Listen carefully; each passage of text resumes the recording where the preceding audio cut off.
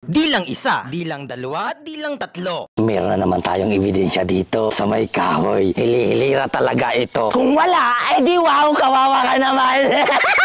Ang ganda-ganda ng view, ang saya-saya. Ito ang tinatawag nilang sikretong lugar. Aking pagpasok ay ating iimbestigahan. Mga baka sa akin nakatingin. Tila ba sila sa akin nagmamasid? Dito ay napakarami nila. Dito tayo mag-imbestiga. Maraming kwarto ang iyong makikita. Ito ay mga nakahilira. Mula room 1, room 2, room 3, room 4, room 5, room 6, room 7, at marami pa tayong kwartong sisiya sa atin. At dito'y bawal pumasok dahil restricted area. Kung ayaw nyo magkaganito ang mukha ninyo. Napakagubat ng kapaligiran. Tunay na hindi naaalagaan. Bangko! Nandito tayo sa may waiting area. Yan ang kailangan mo kapag maghihintay ka na. It's your precious.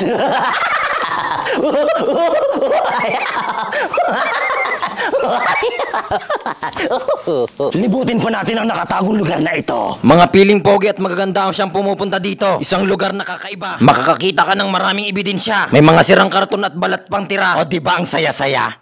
Marami na naman tayo natagbo ang ebidensya. Tulad nito. At ito pa. Meron na naman tayo nakita sa baba. Ang saya-saya talagang isipin. Isang lagayan na naman. Isang nakakagulat na ebidensya sa may kahoy. Nakakapagtaka na hilihilira talaga ito. Aking sa pagsisiyasat. Meron na naman tayong ebidensya dito.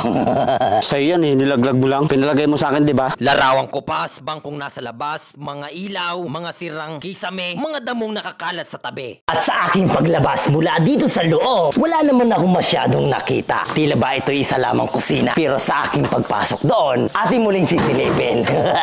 Pwede ka magpa-shoot ng bola kapag maglalaro ka. Sa lugar na inabandona, pero mukhang bago pa. Ngayon ay pinabayaan at Ito ang tanggapan nila, lalo na kapag sila'y may bisita. At dito sa aking pag-akyat sa taas, pwede kang mag-relax. Nakaka-relax talaga dito sa taas.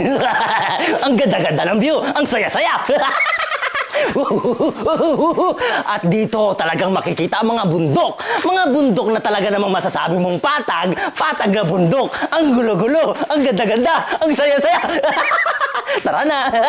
isang malinis na swimming pool ngayon ay kulay pink. Isang hagdan na malinis na ngayon ay kahuyan na. At dito naman sa taas ay tanaw ang Kubo ay pwede kang magrenta. Kasama ang buong pamilya. Barkada. Kasama na rin ang iyong jowa. Kung wala, di wow, kawawa ka naman.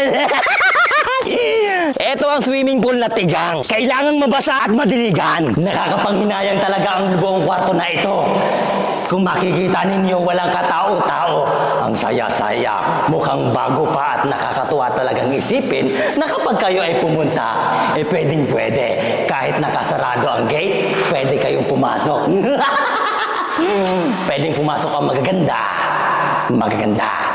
Pwede rin pumasok ang mga gwapo, mga pogi.